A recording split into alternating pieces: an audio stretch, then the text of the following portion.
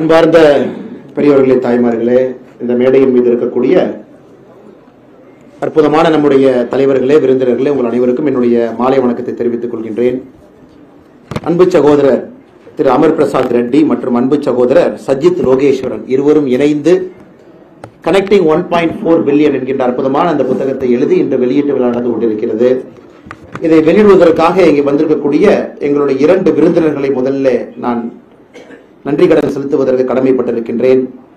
மிக முக்கியமாக ஐயா பத்மஸ்ரீ டாக்டர் கல்யாண சுந்தரம் ஐயா அவர்கள் இங்கே வந்திருக்கின்றார்கள். பொதுவாக அவரை வெளியே நிகழ்ச்சியில் பார்ப்பது அரிது.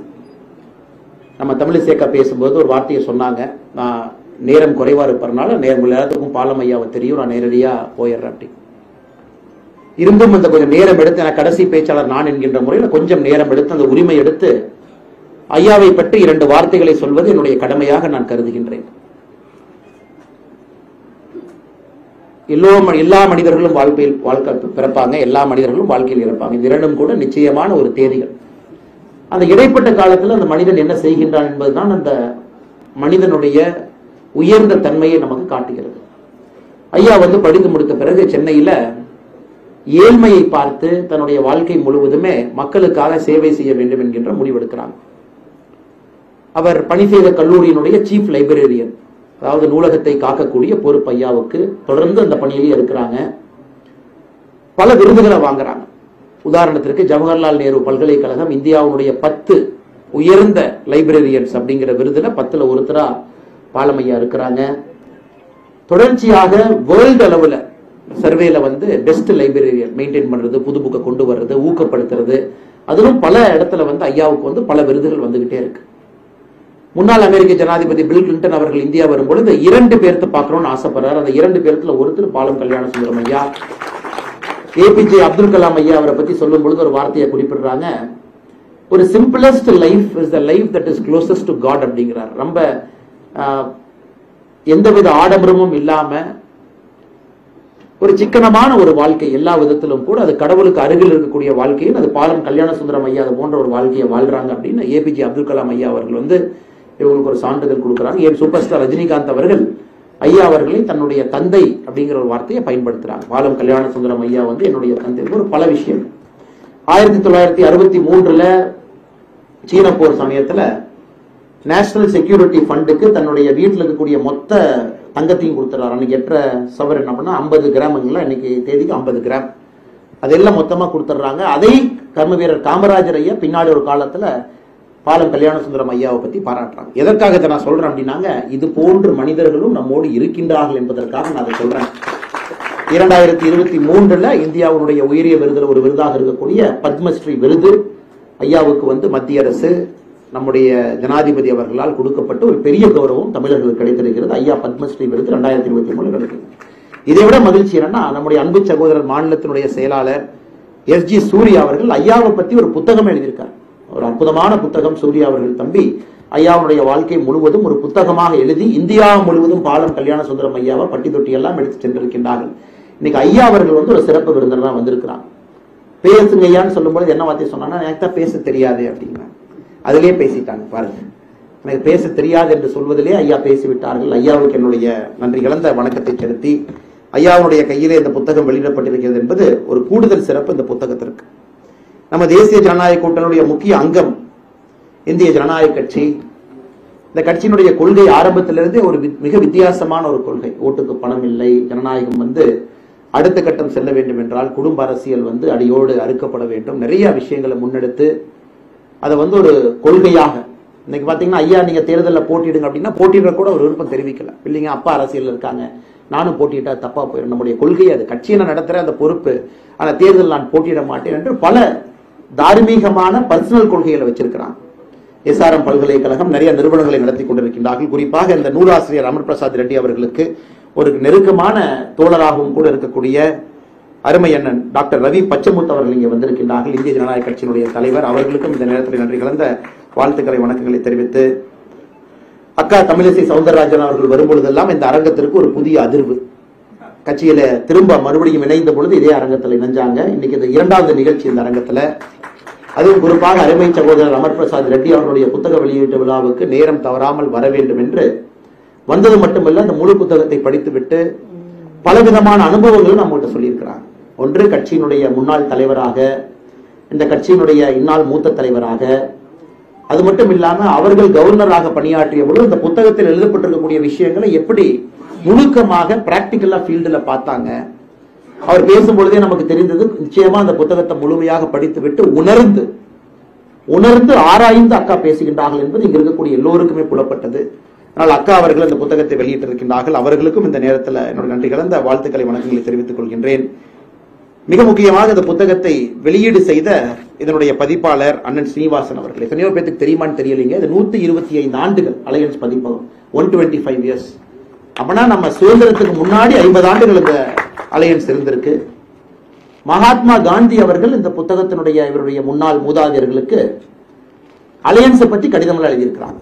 நேதாஜி சுபாஷ் சந்திர போஸ் அவர்கள் அலையன்ஸ் பப்ளிகேஷன்ஸ் கடிதம் எழுதியிருக்கிறாங்க.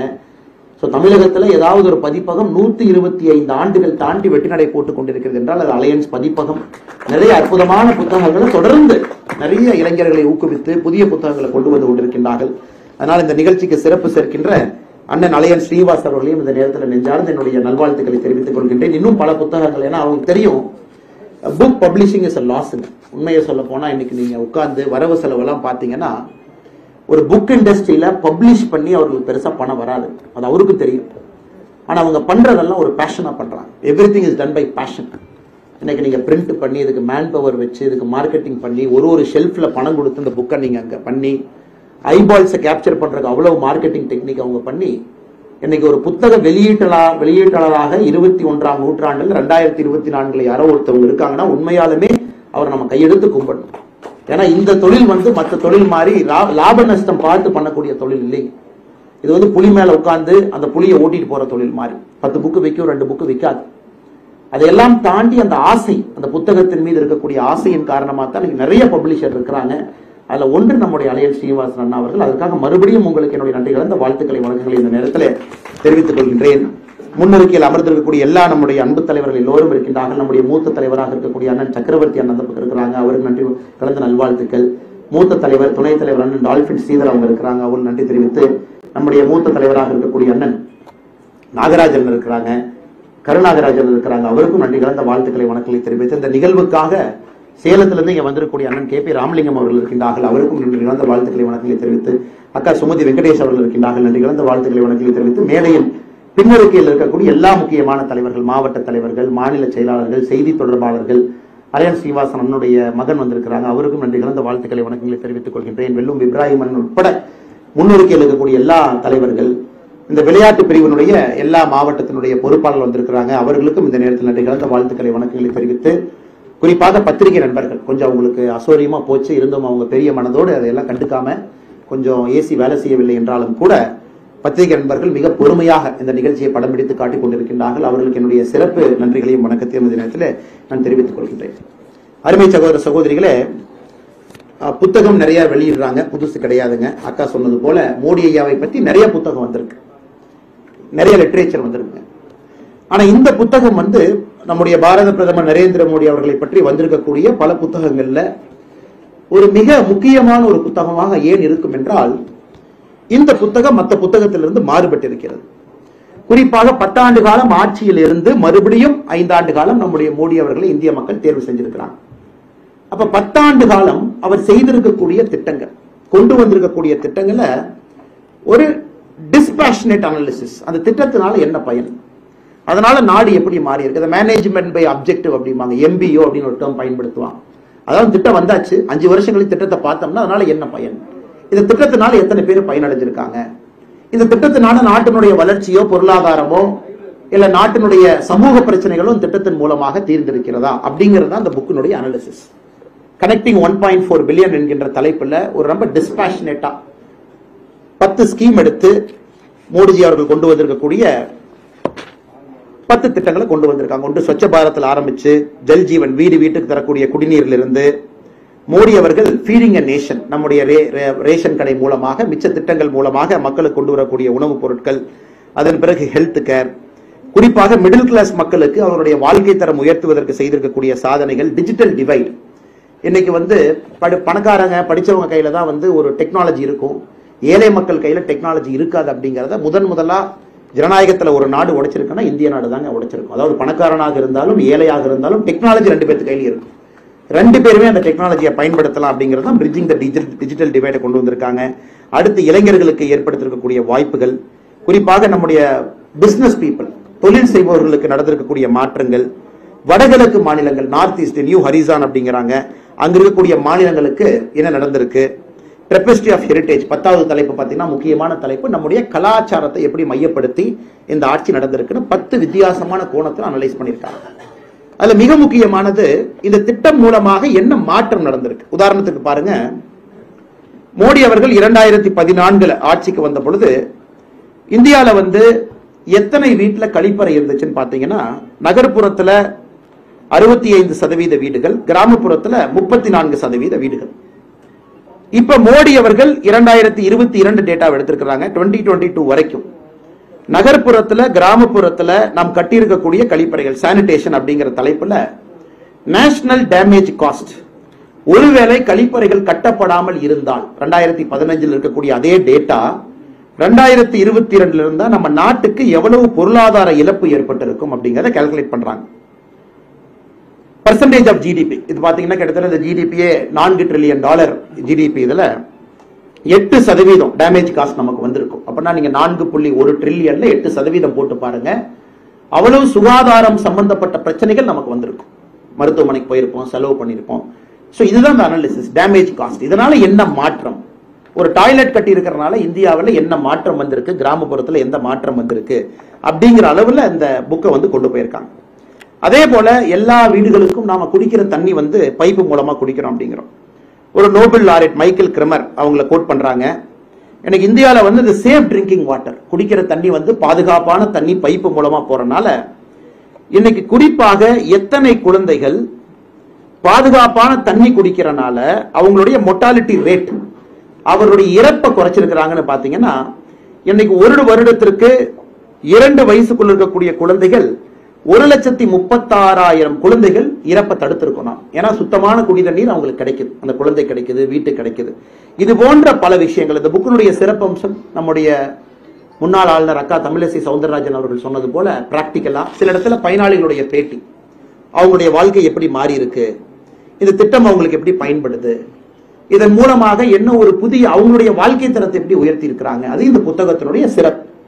நிறைய புத்தகங்கள்ல பாத்தீங்கன்னா அவங்க அந்த ஆத்தருக்கு அந்த அப்ஜெக்டிவிட்டி இருக்காது. ஒரு 10 ஆண்டு காலம் முடிந்த பிறகு ஒரு 10 திட்டங்களை எடுத்து முழுமையாக அதை கண்காணித்து ஆராய்ந்து உலகத்தில் இருக்கக்கூடிய நிபுணர்கள் எல்லாம் அந்த திட்டத்தை பத்தி என்ன சொல்லியிருக்கிறாங்க அப்படிங்கிறத தொகுத்து ஆசிரியர் பெருமக்கள் நமக்கு அந்த புத்தகத்தை எழுதி கொடுப்பதற்கான வாய்ப்பு குறைவு. ஆனா இங்க நம்முடைய அருமை சகோதரர் அமர் பிரசாத் ரெட்டி அவர்களும் சஜித் லோகேஸ்வரன் அவர்களும் இருவரும் இணைந்து இந்த பெரிய காரியத்தை பண்ணியிருக்கிறாங்க. 10 ஆண்டுகள் கழித்த பிறகு எப்படி இருக்கு அப்படின்னு.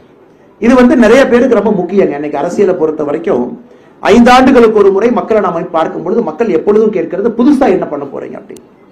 ஏன்னா ஜெனரலா ஓட்டர்ஸ்க்கு ஒரு ஜனநாயகத்துல எப்பொழுதுமே எவ்வளவு செய்திருந்தாலும் கூட அவங்க திருப்தி பட மாட்டாங்க. உண்மைதான், திருப்தி படக்கூடாது, அவங்க புதுசா கேட்கணும். ஏன்னா திருப்தி பட்டுட்டாங்க அப்படின்னா நம்ம அடுத்த இடத்தை நோக்கி நகர்வதற்கான வாய்ப்பு இல்லை என்ற அர்த்தம்.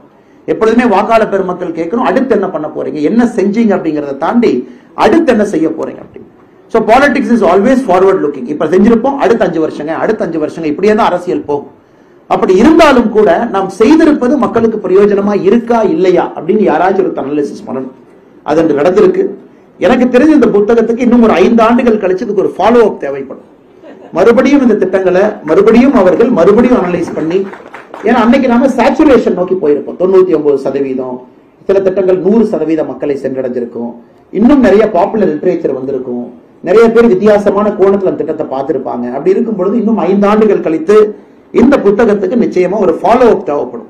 இன்னும் இதை கொஞ்சம் எக்ஸ்பேண்ட் பண்ணி டேட்டா கொஞ்சம் அப்டேட் பண்ணி, இன்னைக்கு 2022க்கான டேட்டா இதுல இருக்கு, நம்ம 2024 ஆரம்பத்துல இருக்கும். எப்பவுமே டேட்டா பாத்தீங்கன்னா கவர்மெண்ட் ஆஃப் இந்தியால 1 இயர் லேகா இருக்கும். அதை இன்னும் 5 ஆண்டுகள் கழித்து முழு தொகுப்பாக மோடி அவர்கள் 15 ஆண்டுகள் முடித்திருக்கும் பொழுது இன்னும் சிறப்பாக 2வது புத்தகம் வரும். அதற்கு முன்னோடியாக இந்த புத்தகம் வந்திருப்பதா தான் நான் பாக்குறேன். இது பாகுபலி 1ன்னு வச்சுக்கோங்களேன். கட்டப்பா யாரு கொன்னா அப்படிங்கிற மாதிரி ஒரு சஸ்பென்ஸ் வச்சு முடிச்சிருக்கிறாங்க. அதனால கட்டப்பா எப்படி செத்தாங்க அப்படிங்கிறதுக்கு அடுத்த இன்னும் 5 இயர்ஸ் கழிச்சு தான் நாம வெயிட் பண்ணணும். அது 2வது புத்தகத்தில் அது வரும் என்கின்ற முழு நம்பிக்கை எனக்கு இருக்கு. 2வது இந்த புத்தகத்தை எத்தனை பேர் படிப்பாங்க? ஹானஸ்டா என்கிட்ட கேட்டீங்கன்னா இன்னைக்கு புத்தகம் படிப்பவர்களுடைய எண்ணிக்கை குறைந்து கொண்டிருக்கிறது. ஏன்னா நம்ம எல்லாருமே சொல்றோம், இன்னைக்கு சோசியல் மீடியாவை யார் பயன்படுத்துறீங்களோ, ஒரு இளைஞனுடைய அட்டென்ஷன் ஸ்பேன் 40 செகண்ட்ஸ். 40 செகண்ட்குள்ள நீங்க ஒரு மெசேஜை கொடுத்தா மட்டும்தான் ஒரு இளைஞன் அந்த மெசேஜை கிரகித்து இதுதான் மேட்டர் அப்படின்னு புரிஞ்சுக்குவாங்க. அரசியலாக இருக்கட்டும், மார்க்கெட்டிங்கா இருக்கட்டும், ஒரு பெரிய பொருளாதாரம் யாராக இருந்தாலும் கூட அந்த 40 செகண்டுக்குள்ள அந்த மெசேஜ் எப்படி கொடுக்கணும், அதைத்தான் நீங்க போட்டி. அதை ரீல் போடுறதா, இல்லை இது மாதிரி போடுறதா, இல்லை யூடியூப் ஷார்ட்ஸ் போடுறதா, இல்லை எப்படி ட்விட்டரை பயன்படுத்துறது, இன்ஸ்டாகிராமை பயன்படுத்துறது, எப்படி 40 செகண்ட்ஸ்குள்ள மெசேஜ் கொடுக்குது பாருங்க. நாமெல்லாம் பள்ளிக்கூடத்தில் படிக்கும் பொழுது 45 நிமிஷம் சொன்னாங்க. அதனாலதான் ஸ்கூல் பீரியட் 45 மினிட்ஸ் இருந்துச்சு. 45 நிமிஷத்துக்கு மேல அந்த குழந்தைக்கு வந்து கிரகிக்கக்கூடிய திறன் இருக்காது. அப்படிங்கிறனால 45 மினிட்ஸ்க்கு அப்புறம் ஒரு பீரியட். இன்னைக்கு உண்மையை சொல்ல வேண்டும் என்றால் வெரி டிஸ்ட்ராக்டட் வேர்ல்டு. ஒரு புத்தகத்தை எடுத்து 2-3 பேஜுக்கு மேல எத்தனை இளைஞர்கள், குழந்தைகள், பெண்கள், தாய்மார்கள் டிஸ்ட்ராக்ஷன் இல்லாம ஒரு 10வது பேஜுக்கு போக முடியும், டிஸ்ட்ராக்ஷன் இல்லாம 20வது பேஜுக்கு போக முடியும்னு கேட்டீங்கன்னா very few people can read it. அதனால இரண்டாவது மிக முக்கியமானது, புத்தகம் வந்திருக்கு. இன்னைக்கு நாம் எதற்காக பாரதிய ஜனதா கட்சியினுடைய அலுவலகத்துல, சென்னை அலுவலகத்துல நம்ம கட்சியினுடைய ஒரு பொறுப்பாளராக இருக்கக்கூடிய அமர் பிரசாத் ரெட்டி அவர்களுக்கு இந்த இடத்தை கட்சி எதற்காக இங்கே கொடுத்து இந்த நிகழ்ச்சி இங்க நடத்துறோம் அப்படின்னாங்க, இதை என்கரேஜ் பண்றோம். பாரதிய ஜனதா கட்சியில் இன்னும் புத்தகங்கள் நிறைய பேர் எழுதணும் அப்படிங்கிற செய்தி இதன் மூலமாக நாங்கள் தெரிவிக்கிறோம். நிறைய எழுதுங்க, கட்சி அலுவலகம் உங்களுக்காக இருக்கிறத பயன்படுத்திக் கொள்ளுங்க, எக்ஸ்பர்ட்டை கூப்பிட்டுக்குங்க, வித்தியாசமான பார்வையா பாருங்க, கிராமப்புறத்தை பாருங்க, அரசியலை பத்தி எழுதுங்க. நிறைய புத்தகங்கள் வர வர ஒன்று புத்தகம் எழுதுறவங்களுக்கு முதல்ல கிளாரிட்டி கிடைக்கும். ஏன்னா வாழ்க்கையில 3 விஷயம் கஷ்டங்கண்ணா. ஒன்று கல்யாணம் பண்றது, 2வது வீடு கட்டுறது, 3வது புத்தகம் எழுதுறது. இந்த 3 மிக மிக கடினமான வேலை. இந்த கல்யாணம் பண்றது பாத்தீங்கன்னா நம்ம கான்ட்ரிபியூஷன் ரொம்ப குறைவா இருக்கும். அப்பா அம்மா, அந்த பக்கம் அப்பா அம்மா இருப்பாங்க, அவங்க எல்லாம் பார்த்து நிறைய மேரேஜ் அரேஞ்ச் மேரேஜ்ல இருக்கிறனால இப்போதைக்கு ஆவரேஜா கல்யாணம் நடந்துரும். மாப்பிள்ளையோ பொண்ணோ ஒரு பொண்ணை பாத்துக்கிறாங்க, மாப்பிள்ளையை பாத்துக்கிறாங்க, கல்யாணத்தன்னைக்கு போறாங்க, அவ்வளவுதாங்க. சோ அதுல நம்ம கான்ட்ரிபியூஷன் கம்மியா இருந்தாலும் தந்தை தாய்க்கு அது கஷ்டம் அப்படிங்கறத நம்ம சொல்றோம். இந்த கல்யாணம் பண்றது தந்தை தாய்க்கு கஷ்டம். யாரோ ஒருத்தர் வந்து லவ் மேரேஜ் பண்ணிக்கிறாங்கன்னா அதுக்குள்ள போவே விரும்பல, எவ்வளவு கஷ்டம் உங்களுக்கு தெரியும். சோ கல்யாணம் பண்றது ரொம்ப கஷ்டம். இரண்டாவது வீடு கட்டுறது. நீங்க வீட்டை ஆரம்பிக்கும் போது ஒரு மாதிரி போவீங்க, வீட்டை முடிக்கும் போது ஒரு மாதிரி போவீங்க. ஆரம்பிச்சதுக்கு முடிச்சதுக்கு சம்பந்தமே இருக்காது. காரணம் காலம் மாறி இருக்கும், சூழ்நிலை மாறி இருக்கும். அவங்கதான் பல்ல கடிச்சுட்டு அந்த வீட்டை கட்டி முடிச்சிருப்பாங்க. 3வது புத்தகம் எழுதுவது. ஏன்னா புத்தகம் பாத்தீங்கன்னா உண்மையை சொல்ல வேண்டும் என்றால் யார் இங்கே புத்தகம் எழுதியிருக்கின்றீர்களோ, நீங்க ஆரம்பிச்சது ஒரு மாதிரி இருக்கும், இடையில தாட் மாறும், கொஹரன்ஸ் மாறும். நீங்களே பாதி புத்தகம் எழுதுனதுக்கு அப்புறம் உங்களுக்கே உங்க புத்தகத்தை பிடிக்காது, மறுபடியும் புத்தகத்தை முதல்ல இருந்து எழுதுவீங்க. பப்ளிஷர் நிறைய பிரச்சனை பண்ணுவாங்க. சோ ஒரு புத்தகம், முதல் புத்தகம் வந்து ரொம்ப கடினம். ஏன்னா 2வது 3வது உங்களுக்கு வந்துடும். ஏன்னா you know the tricks of the trade. ஆனால் 3 கடினமான விஷயங்கள் வாழ்க்கையில. அதுல மிக முக்கிய கடினம் இந்த புத்தகத்தை எழுதுவது. அந்த புத்தகத்தை எழுதக்கூடிய சாதனையை செய்திருக்கக்கூடிய இருவருக்கும் என்னுடைய நெஞ்சார்ந்த நல்வாழ்த்துக்களை இந்த நேரத்தில் தெரிவித்துக் கொள்கின்றேன். இன்னும் நிறைய புத்தகத்தை எழுதுங்க, நிறைய விஷயங்களை பாருங்க, வித்தியாசமான ஒரு கோணத்துல பார்வையில பாருங்க. அதையெல்லாம் பார்த்தால் மட்டும்தான் நிறைய லிட்ரேச்சர் வேணுங்க சார். தமிழ்நாடு பொறுத்த வரைக்கும் இன்னைக்கு நாம் இருக்கக்கூடிய அந்த சித்தாந்தம், நாம் சார்ந்திருக்கக்கூடிய சித்தாந்தம், நாம் செய்யக்கூடிய அரசியல் வெற்றி பெற வேண்டும் என்றால் நிறைய லிட்ரேச்சர் இந்த பக்கம் வரணும். திராவிடியன் பாலிடிக்ஸ் பாத்தீங்கன்னா லிட்ரேச்சர் அதிகமா இருக்கு, நிறைய இருக்கு. கிட்டத்தட்ட 70 ஆண்டு காலமாக நிறைய புத்தகங்கள் எழுதியிருக்கிறாங்க, பேச்சுக்கள் இருக்கு. சோ நிறைய பப்ளிக் கன்சம்ஷன் இருக்கு. சோ இந்த பக்கம் நீங்க அவர்களை தாண்டி நீங்க அரசியலை ஜெயிக்க வேண்டும் நினைச்சீங்கன்னா இந்த பக்கம் லிட்ரேச்சர் நிறைய வரணும், புத்தகங்கள் நிறைய வரணும், நிறைய எழுத்தாளர்கள் உருவாகணும், நிறைய பேச்சுக்கள் பப்ளிக் ஃபோரத்தில் இருக்கணும். இது போன்ற மேனேஜ்மெண்ட் பை அப்ஜெக்டிவ் MBO ஒரு திட்டத்தை எடுத்து அனலைஸ் பண்ணி மக்களுக்கு ரத்தின சுருக்கமாக எதற்கு இது முக்கியமான திட்டம் என்று சொல்லும் அளவுக்கு ஒரு புத்தகம் இருக்கணும். அதனால் இளைஞர்கள் நிறைய நீங்க புத்தகத்தை எழுத வேண்டும் என்கின்ற அன்பான வேண்டுகோளை இந்த நேரத்தில் வைக்கின்றேன். கடைசியா பத்திரிகை நண்பர்கள் வந்திருக்கிறாங்க. அரசியல் பேசாம நம்ம இருக்க முடியாது. ஏன்னா புத்தக வெளியீட்டு விழாவாக இருந்தாலும் கூட பத்திரிகை நண்பர்களுக்கும் நம்முடைய அன்பு சொந்தங்களுக்கும் கூட சில விஷயங்களை தெளிவுபடுத்துவதற்கு ஒரு வாய்ப்பு. இன்னைக்கு தமிழிசைக்கா அலுவலகத்துக்கு வந்தாங்க. அதே நேரத்தில் இன்னொரு தலைவர் அலுவலகத்துக்கு வந்தார். அண்ணா இங்க இருக்கிறாங்க. அண்ணா இப்பதான் திருநெல்வேலியிலிருந்து வர்றேன், உங்களுக்காக அல்வா வாங்கிட்டு வந்திருக்கேன், அல்வா கொடுத்தாங்க. சரிங்கண்ணா, ரைட், அந்த அல்வாவை பிரிங்க, இது எல்லாத்தையும் இப்பவே சாப்பிடுவோம். அதனால அக்கா காரணம் நான் இல்ல, அல்வா கொடுத்தவர் அவருதான் திருநெல்வேலியிலிருந்து அல்வா கொண்டு வந்தாங்க. அப்பவே அந்த அல்வாவெல்லாம் உடைச்சு நாம் அனைவரும் அமர்ந்து சாப்பிட்டு விட்டு வந்தோம். இது நகைச்சுவையாக இருந்தாலும் கூட இது பாத்தீங்கன்னா பிரிட்டிஷ் காலகட்டத்தில் இருந்து கிட்டத்தட்ட மிக நெடிய காலகட்டத்தில் நம்ம குறிப்பா அந்த பட்ஜெட்டை பொறுத்த வரைக்கும் யாராவது அந்த பட்ஜெட் பேப்பர்ஸை பாதுகாக்கணும், சீக்கிரசி வெளியே போகக்கூடாது, பிரிண்ட் பண்றவங்களுக்கு தெரிஞ்சிடும்.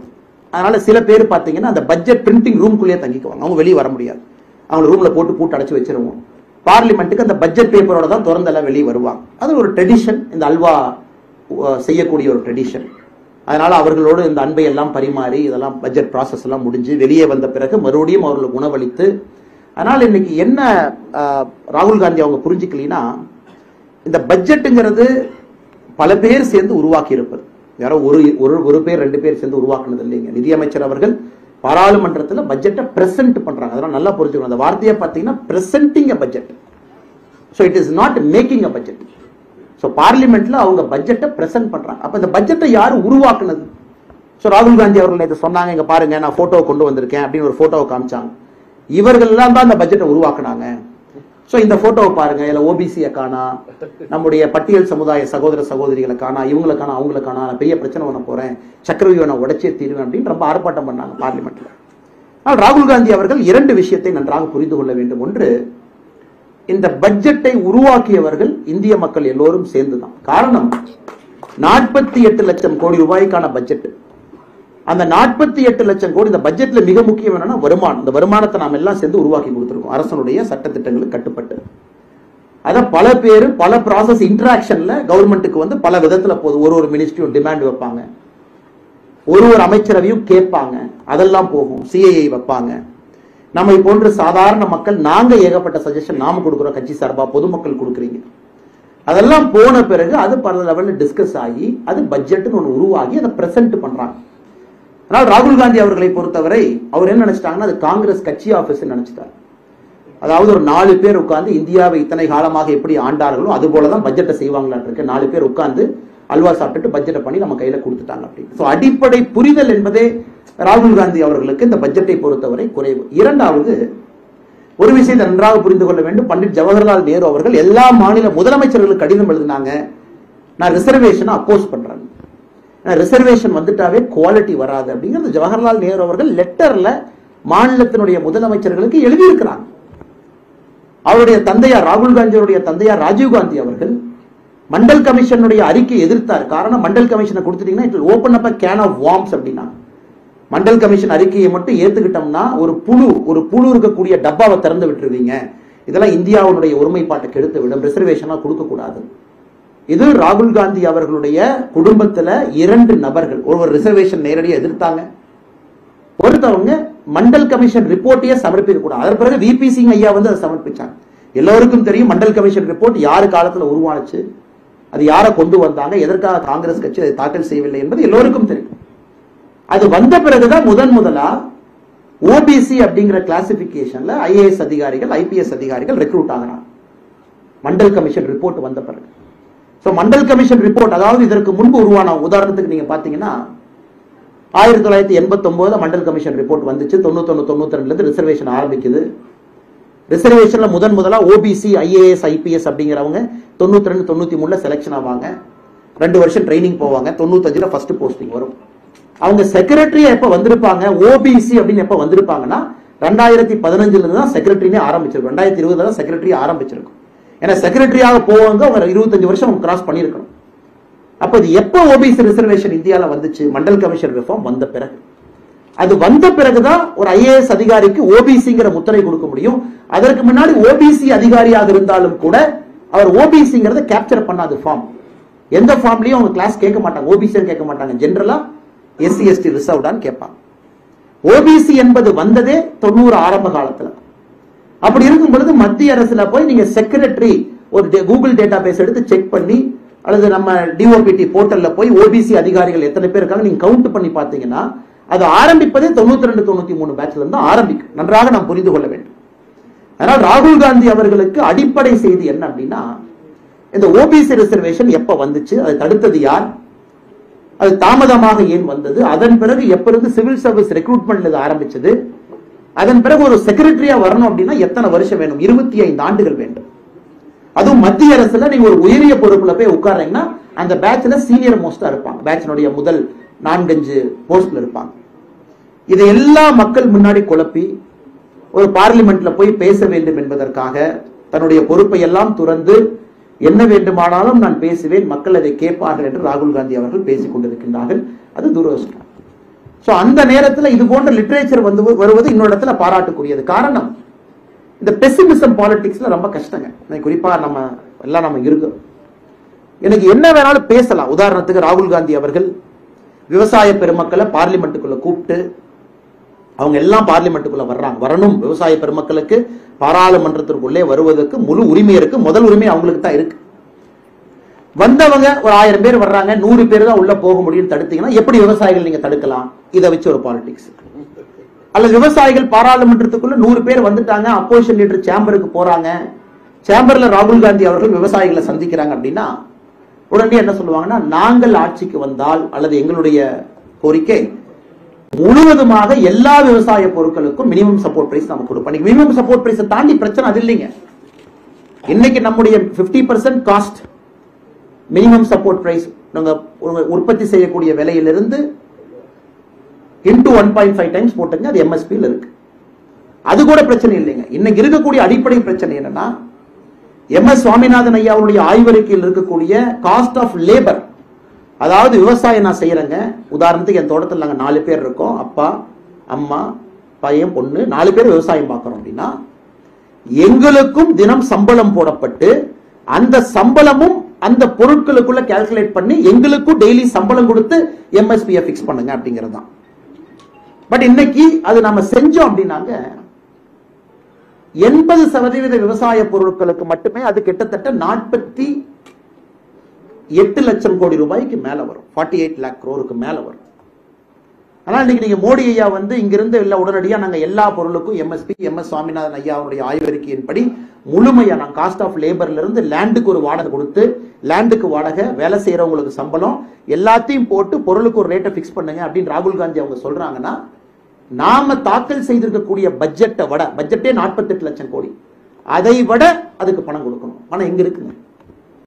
சோ இவ்வளவு பணத்தையும் நீங்கள் குறைந்தபட்ச ஆதரவு விலைக்கு ஒரு அரசு கொடுத்து விட்டால் எப்படி அரசு ஒரு அரசாங்கத்தை நடக்க முடியும்? இங்கதாங்க பிரச்சனை. இந்திய அரசியலை பொறுத்தவரை இதுதான் பிரச்சனை.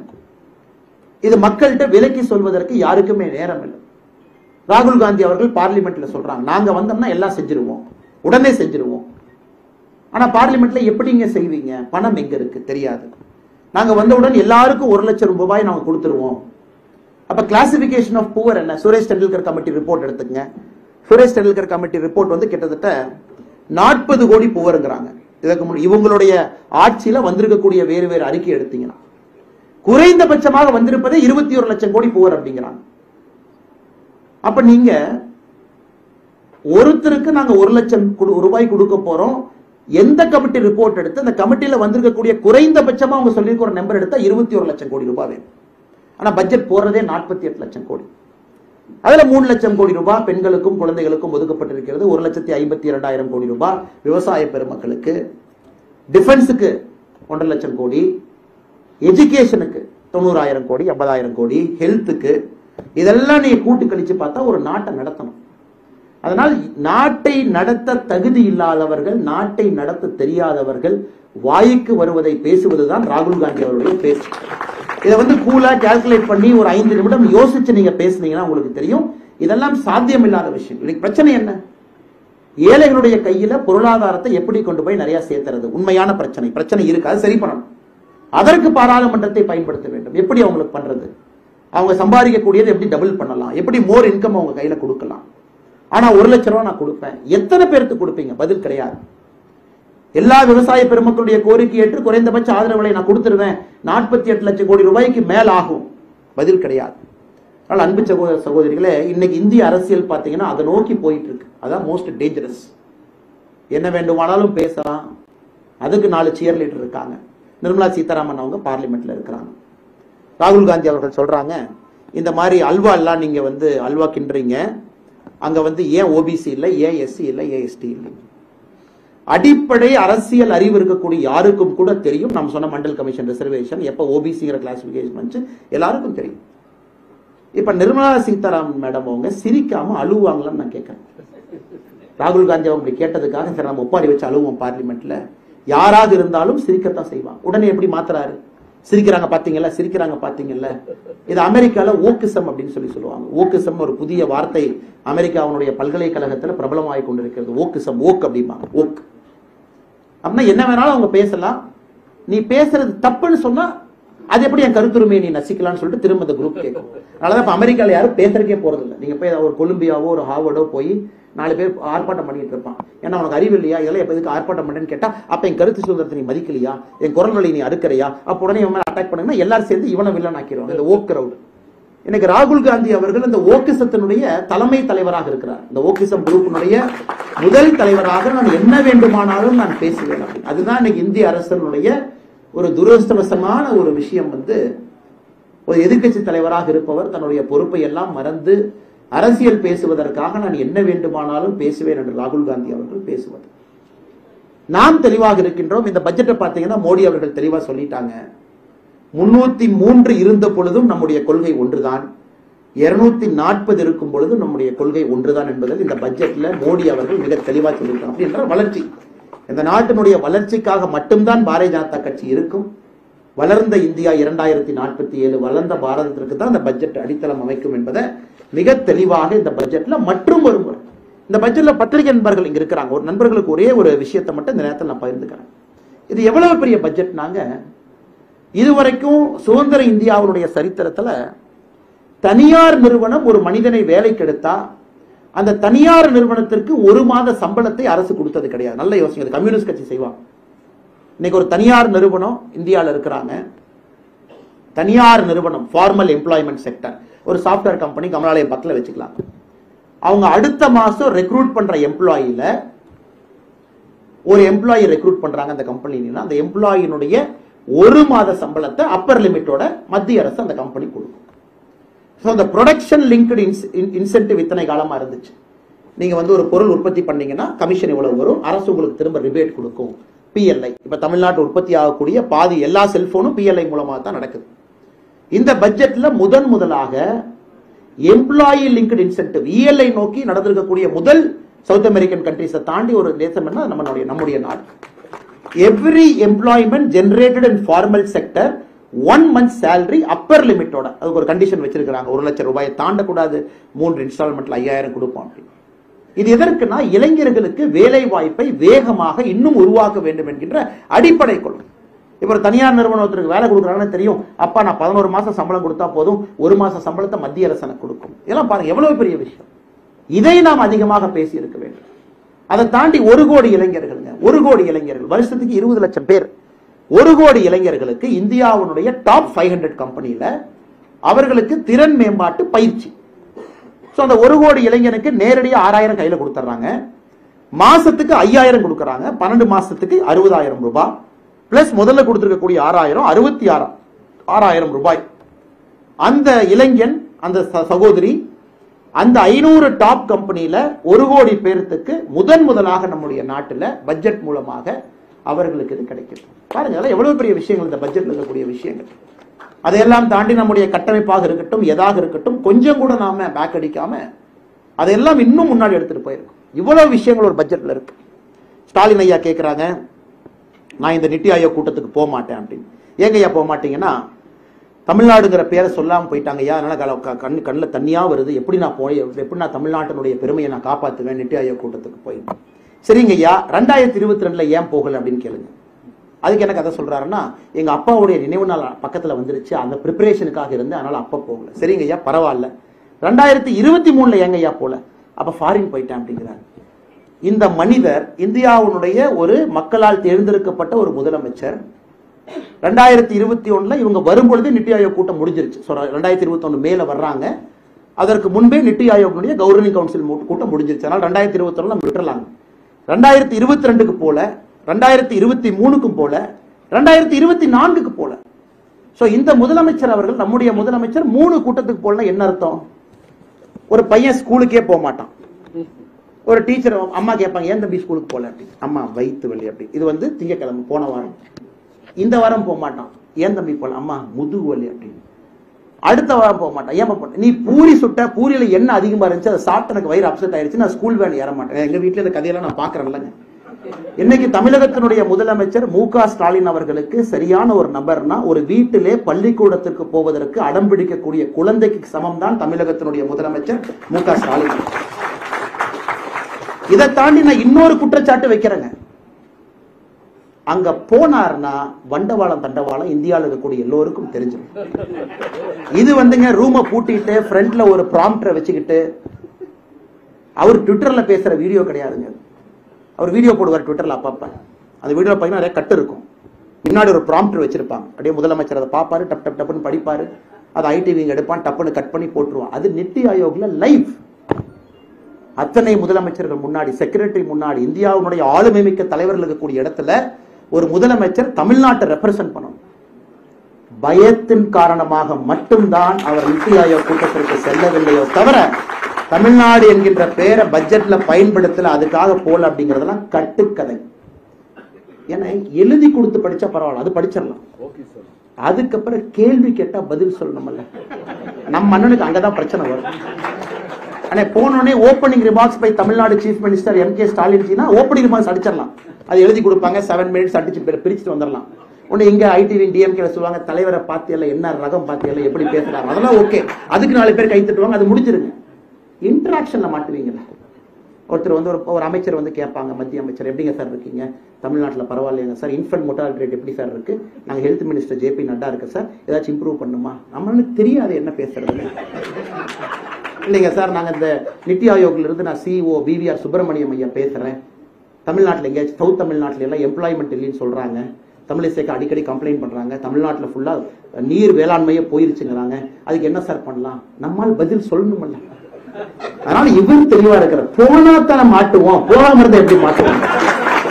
இதை தமிழ்நாட்டு மக்கள் நன்றாக உணர்ந்து கொள்ள வேண்டும். தமிழ்நாட்டு மக்கள் நன்றாக உணர்ந்து கொள்ள வேண்டும். ஸ்கூலுக்கு போனா தானே பாஸ் ஃபெயில், போலினா ஆப்சென்ட் தானே, ஆப்சென்ட் நாங்க பெரிய ஆள் இல்ல. செந்தில் கவுண்டமணி மாதிரி, அண்ணே நீ 8th பாஸ்னே, நான் 10th ஃபெயில் அப்படிங்கிற மாதிரி ஆப்சென்ட் இருந்தீங்கன்னா அது பெரிய கெத்து தானே. ஃபெயில்னா தானே பிரச்சனை நம்ம ஊர்ல. முதலமைச்சர் அவர்கள் செய்யக்கூடிய நாடகத்தை எல்லாம் தமிழக மக்கள் நன்றாக உற்று பார்த்துக் கொண்டிருக்கின்றார். அவர்கள் நடத்தக்கூடிய ஊடகத்தின் மூலமாக ஒரு வலிமையில் அப்படியே ஓட்டிடலாம். இன்னைக்கு எனக்கு தெரியும், இன்னைக்கு காலையில் நாங்கள் பாரதிய ஜனதா கட்சி சார்பாக ஒரு அறிக்கையை வெளியிட்டோம். ஒரு 70 கோடி ரூபாய்க்கு மதிப்பு வருமானமான ட்ரக்ஸ் வந்து மாட்டிருக்கு. திமுகவினுடைய இவருதான் பேரு, இங்க பாருங்க. எல்லா மீடியா நண்பர்களுக்கும் டிஐபிஆர்ல இருந்து போன் பண்றாங்க, இந்த ட்வீட்டை மட்டும் செய்தியா போட்டுறாதீங்கன்னு அப்படின்னு. நண்பர்களுக்கு தெரியும், இன்னைக்கு ஊடக நண்பர்கள் இருக்கக்கூடிய பிரச்சனை பாவம். நான் பெரிதும் ஊடகத்தை மதிக்கிறேன். ஆனா இன்னைக்கு தமிழகத்துல வந்து ஜனநாயகத்தை பத்தி பேசக்கூடிய திராவிட முன்னேற்ற கழகம் புரிந்து கொள்ள வேண்டும். இவர்களை எதிர்த்து ஏதாச்சும் ஒரு ஊடகத்துல செய்தி போட்டாங்கன்னா அந்த ஊடகத்தை இவங்க என்ன பண்ணுவாங்கன்னு ஊடக நண்பர்களுக்கு தெரியும். அது காலத்தினுடைய கொடுமை. இவங்க இந்தியா ஃபுல்லா ஜனநாயகம் பேசுவாங்க. தமிழகத்துல ஊடகத்திற்கு உண்மையான சுதந்திரம் இருக்கான்னு கேட்டா கட்டாயமா இல்லை. ஏதாச்சும் செய்தி இங்க போட்டா எவ்வளவு அட்வர்டைஸ்மெண்ட் கொடுக்குறாங்க பாருங்க. இன்னைக்கு இன்னொன்னு போட்டிருக்கோம், இந்த ரேசிங் கார் ஏதோ ஒன்று போடுறாங்கல்ல, ரேசிங் கார் சார். அந்த பாத்தீங்கன்னா அந்த அகில் ரெட்டின்னு ஒருத்தர் தான் அந்த ரேசிங் கார் எல்லாம் அந்த கம்பெனி நடத்துறாரு. இந்த பொல்யூஷன் கண்ட்ரோல் போர்டு கொங்கு பகுதி, சென்னை முழுசா ஒரு ஆபீஸா ஏறிட்டு இருக்காங்க. என்ன சொல்றாங்க, அகில் ரெட்டி நடத்தக்கூடிய அந்த ரேசிங் கார் அந்த கம்பெனிக்கு பெரிய ஆளா இருந்தா 1 கோடி ரூபாய் கப்பம் கட்டணும், குறைந்தபட்சம் 25,000 பணம் கொடுக்கணும். பேன் கார்டை கொடுத்து பணம் கட்டின 10 பேர் நம்மகிட்ட சொல்லியிருக்கிறாங்க, அண்ணே நான் பணம் கட்டிட்டேன், இதான் நான் கட்டின ரசீதி, அக்கௌண்ட் டிரான்ஸ்பர் பண்ணியிருக்கேன், இந்த பேன் கார்டுக்கு எனக்கும் இந்த கம்பெனிக்கு சம்பந்தமே இல்லை, இது இந்த ரேசிங் ப்ரொமோஷன் ஒரு கம்பெனி, எங்கிட்ட எல்லாத்தையும் பொல்யூஷன் கண்ட்ரோல் போர்டு மிரட்டி பணம் வாங்குறாங்க, கரூர் உட்பட, கோயம்புத்தூர் உட்பட, ஈரோடு உட்பட, கொசுவலை கம்பெனி, இல்லாட்டி நான் உள்ள வந்து கை வச்சிருவேன். இப்படித்தான் இதான் நீங்க நடத்துற F3 ரேஸ் லட்சணமா? சென்னையில உதயநிதி ஸ்டாலின் பட்டத்தலைவரசர் ஒரு ரேஸ் நடத்தணும். மாநில அரசு 40 கோடி ரூபாய் இதுவரைக்கும் செலவு பண்ணியிருக்காங்க. அது அகில் ரெட்டி யாரு? ஆந்திர பிரதேசை சார்ந்த ஒருத்தர், ஒரு பெரிய கன்ஸ்ட்ரக்ஷன் கம்பெனியினுடைய மிகப்பெரிய ஒரு ஓனர். நீங்க அகில் ரெட்டின்னு கூகுள் பண்ணா தெரியும் அவங்க அப்பா யாரு. இந்தியாவுடைய பணக்கார வரிசையில முதல் 5ல் இருக்கிறார் இன்னைக்கு இந்தியாவில். நான் பேர் சொல்ல விரும்பல. அந்த பாண்ட் எல்லாம் நீங்க பாத்தீங்கல்ல, எலக்ட்ரல் பாண்ட் எல்லாம், அவர் ஒரு பெரிய குடும்பத்தை சார்ந்தவர். அவர் உதயநிதி ஸ்டாலின் நண்பர். இதை தமிழ்நாடு மக்கள் புரிஞ்சுக்கணும். இதாங்க நம்ம அரசியல் இன்னைக்கு நம்ம பேசுறது இதுதான். இது மக்கள் புரிஞ்சுக்கணும். இந்த F3 ரேஸ் அவங்க நடத்துற ரேஸ்னால யாருக்கு என்ன வெங்காயம், என்ன பிரயோஜனம்? வீடு இல்லாதவங்களுக்கு வீடு வருதா? நீ எல்லாத்துக்கும் தண்ணி, எல்லா வீட்லயும் தண்ணி கொடுத்துட்டீங்களா? சென்னையில் இவ்வளவு ஸ்லம் இருக்கு, வீடு கட்டி கொடுத்துட்டியா நீ? இல்ல மத்திய அரசுடைய திட்டத்தை எல்லாம் வீட்டுக்கு எடுத்துட்டு போய் கொடுத்துட்டியா? இதுக்கு ஒரு F3 கார ரேஸ கொண்டாந்து நிறுத்தினானுங்க. அது கூட ஒரு 4 பேர் இங்க நிக்கிறான், 4 பேர் இங்க நிக்கிறான். அது சம்பந்தம் இல்லாம ஒரு தேர்ட் பார்ட்டி கம்பெனி வந்து நடத்துது. அந்த கம்பெனி பொல்யூஷன் கண்ட்ரோல் போர்டு போய் மிரட்டி அந்த கம்பெனிக்கு 25,000 இருந்து 1 கோடி ரூபாய் வரைக்கும் வசூல் பண்றான். அதனால தான் நாங்கள் அறிக்கை விட்டு இருக்கின்றோம், அந்த கம்பெனி அக்கௌண்ட் பப்ளிஷ் பண்ணட்டும், கடந்த 6 மாத காலமாக அந்த கம்பெனி உதயநிதி ஸ்டாலின் நேர்மைன்னு சொன்னா, திராவிட முன்னேற்ற கழகம் நேர்மைன்னு சொன்னா, அந்த ரேசிங் ப்ரொமோஷன் கம்பெனி நாங்க இதோட பான் கார்டு நம்பரோட கொடுத்திருக்கோம். அந்த கம்பெனி வெளிப்படையாக நாளைக்கு காலையில இதாங்க 6 மாசம் எங்களுடைய அக்கௌண்ட், இதுக்குள்ள எங்களுக்கு தமிழ்நாட்டுக்குள்ள 1 ரூபா பணம் வரலன்னு சொல்லிட்டு அடுத்த செகண்ட் அரசியல் விட்டு போயிடும். எத்தனை பேர்த்த மிரட்டி புடுங்கி ஊரா போய் பொல்யூஷன் கண்ட்ரோல் போர்டு வச்சு ரைடு விட்டு அந்த பணத்தை எல்லாம் இந்த ரேசிங் கண்ட்ரோல் கம்பெனிக்குள்ள போட வச்சு அதை ஒரு தேர்ட் பார்ட்டி கம்பெனி மாதிரி நடத்தி நீங்க F3 நடத்துறீங்கன்னா வெக்கமா உங்களுக்கு இல்லையான்னு தான் ஒரே ஒரு கேள்வியை கேட்கிறேன். வெட்கமாக இருக்க வேண்டும். இது போன்ற நிகழ்ச்சியை நடத்துபவர்களுக்கு கேட்டா இது பெருமை. அதை விட இந்த புத்தகத்தில் நாங்கள் கொண்டு வந்திருக்கக்கூடிய திட்டங்கள் பெருமை. கழிப்பறையில் இருந்து, குடிதண்ணீர்ல இருந்து, அவர்களுக்கு கொடுக்கக்கூடிய மருந்துல இருந்து, இதெல்லாம் கஷ்டப்பட்டு கொடுக்கிறது சார். மக்களுடைய வரி பணத்தை சிந்தாம செதறாம திரும்ப மக்களுக்கு கொண்டு வந்து சேர்த்துற வேலை சாதாரண வேலை இல்லை. அர்த்த சாஸ்திரத்துல கௌட்டில்யா சொல்றாரு, கரப்ஷனை டிஃபைன் பண்றாரு கௌட்டில்யா. அதாவது ஒரு தேனை எடுத்து ஒருத்தர் கொடுக்கிறாரு, கையில கொஞ்சம் தேன் ஒட்டி இருக்கும், அதை நக்கி சாப்பிட்டா அது கரப்ஷன் இல்லைங்களாமா. கரப்ஷன் டெபினிஷன் அர்த்த சாஸ்திரம் கௌட்டில்யா சொல்றாரு. அதனால அந்த பணத்தை ஹேண்டில் பண்றவன் கொஞ்சம் அதை சாப்பிட்டுக்கலாம், அதெல்லாம் ஓகே. அவனையும் சாப்பிட வேண்டாம் நீ சொன்னீங்கன்னா கவர்மெண்டே நடத்த முடியாது. ஆனா கௌட்டில்யாவையே தோற்கடித்து தேனாக இருந்தாலும் அதை வலிச்சு அதை அந்த பாத்திரத்துல போட்டு நாட்டு மக்களுக்கு கொடுக்கக்கூடிய ஒப்பற்ற ஒரு தலைவர் இருக்காருன்னா பாரத பிரதமர் நரேந்திர மோடி. இவங்க நம்ம கிட்ட ஊழலை பத்தி, ஜனநாயகத்தை பத்தி, ஹியூமன் ரைட்ஸை பத்தி இவங்க பாடம் எடுத்துக் கொண்டிருக்கின்றார்கள். அதனால் பத்திரிகை நண்பர்கள் இருக்கும்போது இந்த செய்தியை சொல்ல வேண்டும் என்பது என்னுடைய ஆசை. அப்படி இருந்தும் பத்திரிகை நண்பர்கள் கஷ்டத்துல வேலை பார்க்கறாங்க. நடுநிலை தவறாம மிகுந்த கஷ்டத்துல தான் அவங்களுடைய வேலை இருக்கு. ரொம்ப கஷ்டப்பட்டு தான் வேலை பார்க்கறாங்க. நியூஸ் என்ன போடணும் என்ன போடக்கூடாதுன்னு எத்தனையோ மிரட்டினாலும் கூட அதையெல்லாம் தாண்டி இன்னைக்கு பாரதிய ஜனதா கட்சி இந்த அளவுக்கு வளர்ந்து நிற்குதுன்னா தமிழகத்தினுடைய பத்திரிகை நண்பர்கள் தான் காரணம். எந்த மாற்று கருத்து இல்லை. அதை தாண்டி அந்த சத்திய சோதனையை தாண்டி அவங்க வேலை செய்யறாங்க. அதனாலதான் நண்பர் அமர் அவர்கள் பேசும்போது அதற்காகத்தான் அந்த வார்த்தையை நான் பேசுறேன். காரணம், ஒரு பத்திரிகையை குறை சொல்லிட்டு அடிச்சுட்டு போறது ரொம்ப ஈஸி. நிறைய பேர் கை தட்டுவாங்க. நீங்க பாத்தீங்கன்னா எப்பவுமே பவரை திட்டிட்டீங்கன்னா மக்கள் அதிகமா கை தட்டுவாங்க. போலீஸை திட்டணும், பவர் யார்கிட்ட இருக்கோ அவங்களை திட்டினா தான் எதிர்கட்சிக்கு எப்பொழுதுமே கைத்தட்டல்கள் அதிகமா கிடைக்கும். போலீஸை திட்டு, ஜெர்னலிஸ்ட் திட்டு, கவர்மெண்ட் திட்டு, மக்கள் எப்பவும் பாராட்டுவாங்க. ஆனா அந்த பத்திரிகையை திட்டுவதற்கு முன்பு நாம் ஒரு விஷயத்தை உணர்ந்து கொள்ள வேண்டும். எவ்வளவு கடினமான ஒரு சூழ்நிலையில பத்திரிகை நண்பர்கள் வேலை பார்க்கறாங்க. அதிலும் பாரதிய ஜனதா கட்சிக்கு ஒரு பெரிய ஊடக வெளிச்சத்தை கொடுத்திருக்கிறாங்க. அதிலும் குறிப்பாக அமர் பிரசாத் ரெட்டி போன்றவர்களுக்கு ஒரு பெரிய ஊடக வெளிச்சத்தை நம்முடைய பத்திரிகை நண்பர்கள் கொடுத்திருக்கிறாங்க. அதுல நிறைய பிரச்சனைகள் வரத்தான் செய்யும். ஏன்னா ஆத்திர பத்தி 2 வார்த்தை சொல்லி நான் முடிச்சுக்கணும். காரணம் அதை பத்தி சொன்னா தப்பா போயிடும். இப்ப நிறைய பேர் சொல்லுவாங்க அண்ணாமலை வந்து அமர் பிரசாத் ரெட்டி க்ளோஸ் அப்படின்னு. உங்களுக்கு தெரியும், இன்னைக்கு தமிழிசைக்கா தான் கட்சி கூட்டு வந்தது. இந்த ஒரு பெரிய உண்மையை வந்து இன்னைக்கு தமிழிசைக்கா தன்னுடைய சொந்த வாயிலேயே சொல்லிட்டாங்க. தமிழிசைக்கா தான் திருமணமும் செஞ்சு வச்சாங்க. அதுவும் அக்காவே இன்னைக்கு சொல்லிட்டாங்க.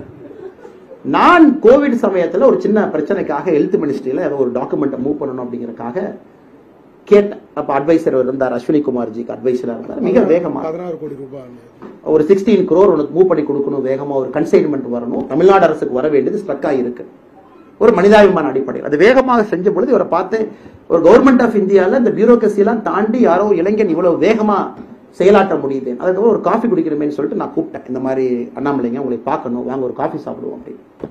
ஸோ முதல் முறையாக இந்த வேலை முடிந்த பிறகு கூப்பிட்டு அவர்கிட்ட ஒரு காஃபி குடிச்சதுக்கு அப்புறம் நான் சொன்னேன், எந்த ஊருன்னு கேட்டா இந்த மாதிரி எனக்கு ரெட்டின்னு சொன்னே கொஞ்சம் கன்ஃபியூஷன் ஆயிடுச்சு. முதல்ல ஒரு தெலங்கானாவா ஆந்திராவா தமிழ்நாடான்னு எனக்கு அது பெருசா பழக்கம் இல்லை. நான் ஒரு ஃபார்மல் ரோல் வர்றதுக்கு முன்னாடி சத்தியமா எனக்கு பெருசா பழக்கம் இல்லை. இது சொன்னா இல்லைங்க பிரதர், நான் இங்க தான் தமிழ்நாடு தான், எங்க அப்பா வந்து அங்க பிறந்தாங்க, இறந்துட்டாங்க, அம்மா இங்க வந்தாங்க. நான் சொன்னேன் நீங்க எல்லாருமே இந்த மாதிரி டெல்லியில போய் நான் ஏபிஎஸ்ஸா வேலை செய்யறேன், அட்வைசரா வேலை செய்யறேன் அப்படின்னா கட்சி எப்படி வளரும்? அது போல நான் பல பேர்த்த கொண்டு வந்தேன். பிருத்திவின்னு ஒரு தம்பி இருந்தார், அவரையும் அதே போல ஏபிஎஸ்ஸா இருந்தார். அவரையும் சொன்னேன் இந்த ஏபிஎஸ் வேலையெல்லாம் ஆகாது, ரிசைன் பண்ணிட்டு முதல்ல தமிழ்நாடு வந்து சேருங்க, கட்சி வளர்த்துவதற்கு பாடுபடுங்க, அதுக்கப்புறம் பெரிய பொறுப்பு வரும்பொழுது நீங்க திரும்ப டெல்லிக்கு போங்க. இன்னைக்கு ஏன் இளைஞர்கள் போய் அசிஸ்டன்ட் பிரைவேட் செக்ரட்டரியா நீங்க மத்திய அமைச்சர்களுக்கு வேலை பார்க்கறீங்க, உங்கள் நேரம் எல்லாம் இங்க கொடுங்கன்னு சொல்லிட்டு இழுத்துட்டு வந்ததுல இவ்வளவு ஒருத்தர். அதன் பிறகு எனக்கு தெரியும் அமர் பிரசாத் ரெட்டி அவர்கள், அவருடைய துன்பம் எனக்கு தெரியும். இன்னைக்கு தமிழ்நாட்டில் எப்பவுமே நான் டிடிவி தினகரன் ஐயா அடிக்கடி மேடையில் சொல்லுகின்ற வழக்கம் the most miss understood politician ஒரு வார்த்தையை சொல்லுவேன். நான் டிடிவி தினகரன் கிட்ட நீங்க பர்சனலா பழகினா ஒரு வேறு மனிதர், பப்ளிக்ல வேற இமேஜ், அது கொஞ்சம் கொஞ்சமாக அந்த உண்மை வெளியே வந்து அது உடைந்து கொண்டிருக்கிறது. இன்னைக்கு அதே போல ஒரு இமேஜ் அமர் பிரசாத் ரெட்டி உடைத்துக் கொண்டிருக்கின்றார். காரணம், ஒரு விஷயத்தை புரிந்து கொள்ள வேண்டும், அமர் பிரசாத் ரெட்டியை பொறுத்தவரை முடியாது என்கின்ற வார்த்தை கிடையாது. எதா இருந்தாலும் செய்வார். ஒரு கபடி மேட்ச் நடத்தணும், 51,000 டீமை கொண்டு வந்து தமிழ்நாடு முழுவதும் வச்சு நடத்துறதெல்லாம் சாதாரண வேலை இல்லைங்க. 234 தொகுதியிலும் அதில் தமிழ்நாட்டில் இருக்கக்கூடிய கபடி அசோசியேஷன் ஆதரவு பாரதிய ஜனதா கட்சி கொடுத்து அந்த நிகழ்ச்சி நடந்துச்சு. தமிழ்நாடு கவர்மெண்ட்டை எதிர்த்து அமைச்சர் கபடி அசோசியேஷன் பாரதிய ஜனதா கட்சிக்கு ஆதரவு கொடுத்து மோடி கபடி நடத்தினார். இது போன்ற பல விஷயங்கள். ஆனால் இன்னைக்கு அமர் பிரசாத் ரெட்டியினுடைய பரிமாணம், ஒரு புதிய பரிமாணம், ஒரு எழுத்தாளராக, எழுத்தாளர்னு பார்த்தீங்கன்னா ஒரு ரிஃபைன்டு பர்சனாலிட்டி. அவர் ஒரு ஆத்தர் அப்படின்னாவே நம்ம வித்தியாசமா பார்ப்போம், ஏதோ படிச்சவராக இருக்கு அப்படின்னு. அதனால இன்னைக்கு அந்த பரிமாணத்துக்குள்ள வந்திருக்கிறாங்க. அதனால எப்பொழுதுமே இந்த மோடி அவர்களுக்கு பார்த்தீங்கன்னா அவர் லீடர் ஆவதற்கு காரணம் அவருடைய experience, positive and negative experience. நல்லது கெட்டதெல்லாம் சேர்ந்துதான் ஒரு மனிதனை பதப்படுத்தி தலைவனாக உருவாக்கும். ஒரு மனிதனுக்கு கண்டிப்பா வளரும் பொழுது கெட்டது நடந்தே ஆகணும். பத்திரிகை தாக்குதல் இருக்கணும். பத்திரிகையும் ஒரு பர்டிகுலர் ஆங்கிள் எழுதுறாங்க பாவம், ஏன்னா அவங்களுடைய சித்தாந்தம் அவங்களுக்கு இருக்கு. அதனால இன்னைக்கு இருக்கக்கூடிய இளைஞர்கள் யார் இன்னைக்கு நான் கஷ்டப்படுறேன், நான் ஊடக வெளிச்சத்தில் இருக்கேன், என் மேல நிறைய அட்டாக் இப்படி எழுதுறாங்க அப்படி எழுதுறாங்கன்னா தயவு செஞ்சு ஒரு வெல்கம் கிஃப்ட் எடுத்துக்கணும். Because it is shaping you. அது ஷேப் பண்ணல அப்படின்னா அந்த குச்சி வந்து நேரா வராதுங்க, அப்படியே வளைஞ்சு வளைஞ்சு போகும். அந்த மூங்கில் நேராக வர வேண்டும் என்றால் ஷேப் பண்ணணும். இன்னைக்கு அமர் பிரசாத் ரெட்டி போன்ற பல இளைஞர்கள், சகோதரர் ரமேஷ் சிவா மேடையில் இருக்கிறாரு, நம்ம அண்ணன் பெப்பர்ஸ் நாச்சிய பண்ணைங்க இருக்கிறாங்க, நிறைய இளைஞர்கள் நம்ம கட்சியில் நிறைய இருக்கிறாங்க. எல்லோருக்கும் பாத்தீங்கன்னா நிறைய அந்த கஷ்டத்துல அப்படியே போயிட்டா மேல வர்றாங்க. கைதெல்லாம் எங்க உலகத்துல 22 நாள் ஜெயிலுக்கு யாராச்சும் கொடிக்கம்பத்தை தொட்டதுக்கு போவாங்களாங்க? 22 நாள் ஜெயிலுக்கு ஒரு கொடிக்கம்பத்தை தொட்டாங்க அப்படின்னு சொல்லி போவாங்களா? அது போன முதல் அது கின்னஸ் புக்ல ரெக்கார்டே போடணும். அமர் பிரசாத் ரெட்டி கொடிக்கம்பத்தை ஏதோ எடுத்தாங்க, நட்டாங்க, வரும்போது ஜேசிபி கண்ணாடி உடைச்சாரு அப்படின்னு 22 நாள் ஜெயிலுக்கு. அதனால இதெல்லாம் ஓகே, இதெல்லாம் பார்ட் ஆஃப் லைஃப். அதனால அது வருத்தப்படுவதற்கு ஒன்றும் இல்லை. எப்பொழுதுமே நான் சொல்வது, உங்களுக்கு அதிகாரம் வரும்பொழுது நீங்க இந்த தப்பை பண்ணாதீங்கன்னு அடிக்கடி சொல்லுவோம். குறிப்பா அந்த இளைஞர்களுக்கு எல்லாம் பாத்தீங்கன்னா ஜெயிலுக்கு போயிட்டு வந்ததுக்கு அப்புறம் குறிப்பா நம்ம வீட்டுக்கோ அலுவலகத்துக்கோ கூப்பிட்டு உணவு கொடுப்போம். அவங்களுக்கு அவங்களோட சாப்பிடுவேன், குடும்பத்தோடு ஒரு ஹேபிட்டா வச்சிருக்க நிறைய பேர் போயிட்டு வந்தவங்களை வீட்டுக்கு கூப்பிட்டு ஃபர்ஸ்ட் அட்வைஸ், ஏன்னா அவங்க பாத்தீங்கன்னா கோவமா இருப்பான். அண்ணே நான் விட மாட்டேன், ஜெயிலுக்கு அனுப்பிட்டாங்க டிஎம்கே காரங்க, நான் வந்ததுக்கு அப்புறம் வச்சு செய்யற பாருங்க, நானே அவங்களான்னு பாத்துறேன். முதல்ல சொல்றது, தம்பி காம் டவுன். அவங்க தப்பு பண்ணாங்கன்னு நீ தப்பு பண்ண ஆரம்பிச்சா அது எண்டே கிடையாது. முதல்ல இதை அக்செப்ட் பண்ணிக்க. ஃபர்ஸ்ட் அக்செப்ட், இந்த நேரத்தில் இது நடக்கணும், இது நடந்துருச்சு. அடுத்தது உனக்கு பொறுப்பு வரும் பொழுது செய்ய மாட்டேன் அப்படிங்கிற சத்தியம் நீ பண்ண. என் பொறுப்பு வரும்பொழுது நான் இதை பண்ண மாட்டேன். யாரோ 10 பேர் உங்களுக்கு அநியாயம் பண்ணியிருந்தாலும் கூட பொறுப்பு உங்க கையில வரும்போது நீங்க அந்த தப்ப பண்ணா அப்புறம் அவருக்கும் நமக்கு என்னங்க வித்தியாசம்? எல்லாரும் ஒரே கூட்டையில் உரிய மட்டைகள் தான். அதனால அதே போல அமர் பிரசாத் ரெட்டி அவர்களை குடும்பத்தை வீட்டுக்கு அழைத்த பொழுது அவருடைய குடும்பத்தை பார்த்து, குறிப்பா அவருடைய தாய், ஒரு மகன் மீது எவ்வளவு பாசம் இருக்குன்னா நீங்க அமர் பிரசாத் ரெட்டியினுடைய தாயை பார்க்கணும். அப்படியே ஒரு மாதிரி தங்கத்தை வச்சு சீராட்டுற மாதிரி சீராட்டிட்டு இருப்பாங்க. பார்க்கும் பொழுது அவங்க எல்லாம் கோபமா இருக்கும்போது ஒரே வார்த்தை மட்டும்தான் சொன்னேன், 20 ஆண்டுகள் கழித்து திரும்பி பார்க்கும் பொழுது இந்த கைது உங்கள் வாழ்க்கையை மாற்றிய ஒரு கைதாக இருக்கும். அதே போலதான் அந்த கைது. அதனால வருத்தப்படாதீங்க, 20 ஆண்டுகள் கழித்து இதற்கான பலன் கிடைக்கும். அது வரைக்கும் வேலை செஞ்சுட்டே இருக்கணும். நீ வீட்டுல பயந்து வேலைக்கு விட மாட்டேன், வெளியே போகாத, நீ பேசாத, கொஞ்சம் அமர்ந்து பேசு, பக்குவமா பேசு. எப்படி பேசுறீங்க அதை விட டபுள் மடங்கு பேசு. ஏன்னா முதல் டைம் ஜெயிலுக்கு போனா தாங்க பயம், 2வது டைம் போனா எதுக்கு பயம்? அதனாலதான் திமுக யாரும் பயப்பட மாட்டாங்க. பல டைம் ஜெயிலுக்கு போய் எத்தனை டைம் போனாலும் நான் பயப்பட மாட்டேன். அது சகோதரர் அமர் பிரசாத் ரெட்டி அவர்களுக்கும் பொருந்தும், மேடையில் இருக்கக்கூடிய பல தலைவர்களுக்கு பொருந்தும். அதனால இந்த புத்தக நிகழ்வுக்கு வந்திருக்கக்கூடிய எல்லா தலைவர்களுக்கும் இந்த நேரத்தில் மறுபடியும் நெஞ்சார்ந்த நன்றிகளை தெரிவித்துக் கொள்கின்றேன். குறிப்பாக அக்கா தமிழிசை சவுந்தரராஜன் அவர்களுக்கு, அண்ணன் டாக்டர் ரவி பச்சமுத்து அவர்களுக்கு, மிக முக்கியமாக பாலம் கல்யாண சுந்தரம் ஐயா அவர்கள் வந்திருக்கிறாங்க. அவருடைய முதல் எனக்கு தெரிஞ்சு ரொம்ப நாளைக்கு அப்புறம் ஒரு பொது மேடையில வந்து உட்கார்ந்து இருக்கிறாங்க. இது ஒரு கட்சி சார்ந்த நிகழ்வாக இருந்தாலும் கூட இது அரசியல் கலக்காத நிகழ்வாக இருக்க வேண்டும் என்பது என்னுடைய ஆசை. அதனாலதான் ஐயாவை கூப்பிட்டிருந்தோம். பாலம் கல்யாண சுந்தரம் ஐயா அவர்களுக்கும் இந்த நேரத்தில் நெஞ்சார்ந்த என்னுடைய நல்வாழ்த்துக்களை தெரிவித்து, எல்லா தலைவர்களுக்கும் நன்றி தெரிவித்து, புக்கை படிங்க, நிறைய விஷயங்கள் இதுல இருக்கு. நீங்களும் ஒரு புத்தகம் எழுத முயற்சி பண்ணுங்க, தாய்மொழியில் எழுதுங்க, வெரி வெரி குட். இதுவும் தமிழ்ல பப்ளிகேஷன் அடுத்து வருது. ஆங்கிலத்தில் எழுதுங்க, நிறைய லிட்டரேச்சர் போகட்டும், நிறைய எழுதுங்க. எழுதுறது கூச்சப்படாதீங்க, நிறைய எழுத ஆரம்பிங்க. எழுத அது வந்துடும், மக்கள் நிறைய படிக்கணும். வாழ்க வளமுடன். பாரத் மாதா கி ஜெய். நன்றி.